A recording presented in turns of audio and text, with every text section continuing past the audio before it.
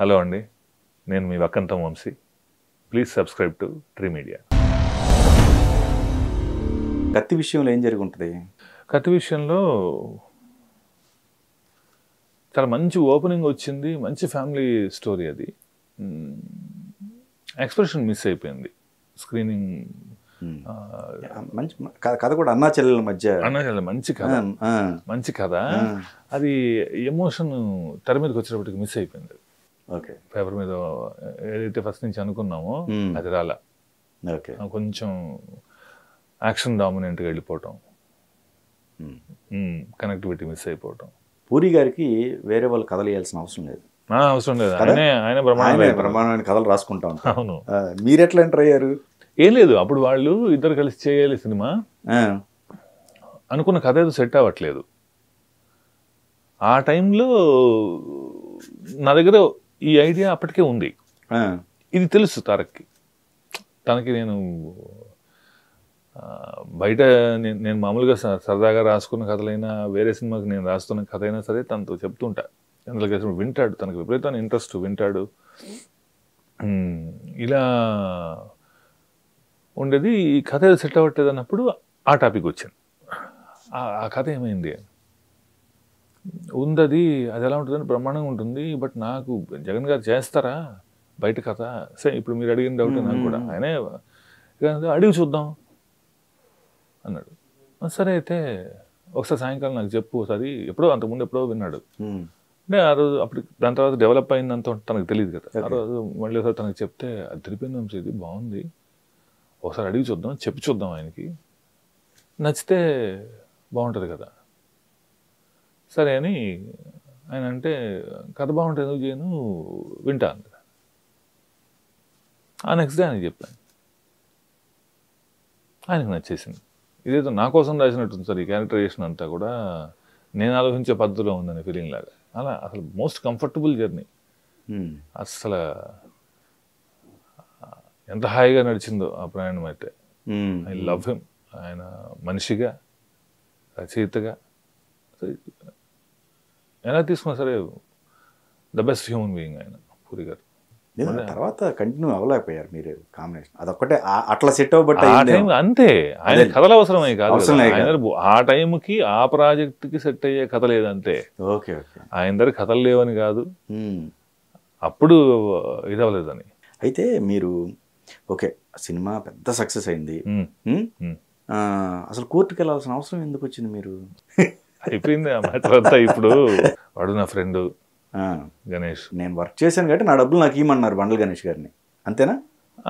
అంతే. నాకు డబ్బులు క్లియర్ అవ్వాలా అప్పటికి. అదే, ఓకే, ఓకే. రిలీజ్ టైంకే కాలా?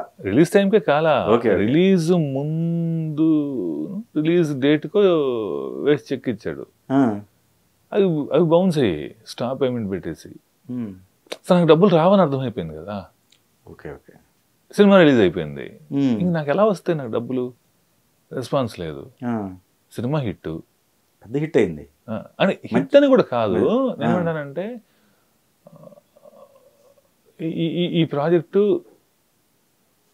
నేను కథ రాశాను, ఈ కథ వల్ల నీకు ప్రాజెక్ట్ ఆన్ అయింది కదా, దానికి ఒక రెమ్యునరేషన్ మాట్లాడుకున్నావు కదా, అది ఇవ్వాలి కదా. ఓకే. ఇక్కడ అందరం కూడా పనికి ఆహార పథకమే కదా. అవును. దానికి మనం చేసిన పని కోసం, దానికోసం ఏంటని ఒక వాల్యూ కడతాం, దానికోసం ఇస్తాం. పోనీ వేరే ప్రాబ్లమా అది చెప్పావా? కాదు, ఇబ్బంది అయింది. ఎలా నేను తీసుకోవాలి? రెస్పాన్స్ లేదు. అప్పటికి చాలా రోజులు బట్టి నేను షూటింగ్ జరిగిన నాళ్ళ నేను తనను ఫాలోఅప్లో పెడుతూ ఉంటే ఆ టైంకి డేట్ వేసి ఇచ్చి అది రాలేదు. Felt bad. ఇంకా ఇంకో నేను లీగల్గా వెళ్తాను తప్ప నాకు ఇంకో దారి లేదు. ఎందుకు? పూరి గారు ఉన్నారుగా అప్పటికి, మధ్యవర్తిత్వం లేకపోతే ఇంకోటో ఇక్కడ అలా అవన్నీ వాటి వల్ల జరగలేదు, అన్ని పనులు అవ్వలేదు. ఓకే, అవ్వవు. సో ఇంకా పెద్ద మనిషి దగ్గరికి వెళ్ళాల్సి వచ్చి కూర్చుంది. సరే, అది చాలా నడిచి తర్వాత క్లియర్ అయింది. మళ్ళీ నేను వాడు మామూలే. ఓకే. సరే, ఆ టైంలో వాడికి ఏం ఇబ్బంది ఉందో, ఇది సార్ నేను కోర్టుకు వెళ్ళాలని కోపం కూడా ఉంది వాడికి. అప్పుడు నాకు ఇంకో దారి లేదు. ఓకే, నాకు ఇంకో దారి ఏముంది? రైట్, అదేలే. నేనేం చేయాలి? అంటే మనకి అసోసియేషన్స్ కానీ కొన్ని అసోసియేషన్ రిలీజ్ తర్వాత ఏం చేయదు. అసోసియేషన్ ఎంతో కొంత సెటిల్మెంట్ ఏదో ఏం చేయదు. ఓకే, అసలు అసోసియేషన్ మీకు ఏదైనా సమస్య ఉంటే వాళ్ళకి ఒక పర్టికులర్ పీరియడ్ ఉంది, 15 రోజుల ముందో 20 రోజుల ముందో ఇన్ఫర్మేషన్ ఇవ్వాలి అని. ఓకే ఓకే, ఆ టైం దాటిపోతే మన నామినేషన్ వాల్యూ ఉండదు. వాల్యూ ఉండదు. ఓకే, నాకు ఇంకో ఆప్షన్ లేదు. ఎవరికి ఇష్టం ఉంటుంది అదేలే అదేలే. అసలు నేను అసలు టోటల్గా నా లైఫ్ వేరు. నాకేం పెద్ద సర్కిల్ ఇంకోటి అలా తిరగను నేను. ఇలా లిమిటెడ్గా ఉంటుంది. అసలు కోర్టులు తిరగాలి ఇంకోటి ఇలా ఉండదు. ఎక్కడ బాధపడ్డా బాగా, అంటే ఎందుకు రెస్పాన్స్ అవ్వకపోవటం. ఆ టైంలో వాడికి వేరే ఇబ్బంది ఉండొచ్చు. రైట్. తర్వాత క్లోజ్ అయింది మ్యాటర్, క్లియర్ అయిపోయింది. మళ్ళీ మేము ఇద్దరమే కలిసి వెళ్ళి హిందీ సినిమా మేము కలిసి ఒకే ఫ్లైట్ లో వెళ్ళాం. అదే సినిమాని హిందీ రీమేక్ వెళ్ళి ఇచ్చేసి వచ్చాం. అదొక ఫేజ్. సుమారుగా 6 నెలలు ఏమో ఆయనకి కోర్టు శిక్ష విధించినట్టు ఏదో దాన్ని మీరు విత్డ్రా చేసుకున్నారో ఏదో వచ్చినాయి వార్తలు. లేదా శిక్ష వేసేదాకా అట్లాంటి అమౌంట్ వచ్చేసి 16 లక్షలు సెటిల్ అయిపోయింది. ఓకే, తీర్పు కాదు అయితే? సెటిల్ అయిపోయింది. తీర్పు దాకా వెళ్ళే టైంకి సెటిల్ అయిపోయింది. చాలా నడిచింది. నన్ను బాగా తిప్పాడు కోర్టుకి. నేను బాగా తిరిగా, ఎందుకంటే కంప్లైంట్ చేసినోడు ఎక్కువ తిరగాలి. ఓకే ఓకే, మన లాలో అదొకటి ఉంటుంది కదా. Right right. కేసు వేసిన నేను ఎక్కువ తిరిగా తనకన్నా. ఓకే, సో అలా అదొక్కటే ఇబ్బంది అనుకుంటా మీకు ఓవరాల్ గా చూస్తే కదా. ఇబ్బంది అంటే కొంచెం వేరే ట్రాక్ లోకి వెళ్ళి ఫైట్ చేయటం అనేది అక్కడ కోపం వస్తుంది. ఇప్పుడు గణేష్ నా ఫ్రెండ్, తన మీద వెళ్ళాను ఇట్లాంటిది కాదు. కానీ గుడ్ ఆర్ బ్యాడ్, నువ్వు మాట్లాడుకున్నది you have to honour that. ఇక్కడ ఎవరైనా సరే వాళ్ళ వాల్యుబుల్ టైంని వెచ్చించి పనిచేస్తారు. ఇదే నా వృత్తి కదా. అవును, ఇదే నా లైవ్లీహుడ్ కదా. అందులో నేనెంత స్ట్రగుల్స్లో ఉన్నానో ఎవరికి తెలుస్తుంది? కరెక్ట్. నాకు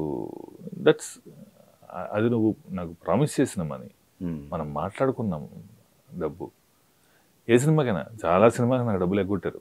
మరి అప్పుడు అట్లానే గణేష్ గారిని కూడా చూడొచ్చు కదా మీరు. నాకు చెక్కులు ఇచ్చేసి బౌన్స్ చేసినవి కాదు.